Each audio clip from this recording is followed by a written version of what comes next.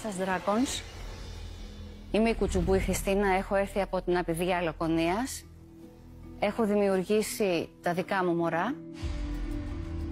Είναι η εταιρεία Επλιέ. Δημιούργησα βάσει των αναγκών των ανθρώπων της επαρχίας που είναι καταπλήστων αγρότες, κτηνοτρόφοι. Είχαν ανάγκες γιατί τα χέρια τους είναι πονεμένα. Βρήκα μια παλιά συνταγή, δεν μπορώ να πω, στο σιρτάρι, ένα παλιό σιρτάρι εκεί του μπαμπά. Έτσι δημιουργήθηκε, με έμπνευσε τη μαμά μου, η μαμά η κρέμα χεριών. Για σένα λέει. Λέει για σένα. Ζητάω 50.000 για το 25% της εταιρείας. Ζητάω εσάς που έχετε όλη την τεχνογνωσία, που ξέρετε πολύ καλά την αγορά, να βοηθήσετε, όχι με την έννοια ξέρετε, έχετε τις γνώσεις. Επαναλαμβάνομαι και ζητάω 1000 συγγνώμη.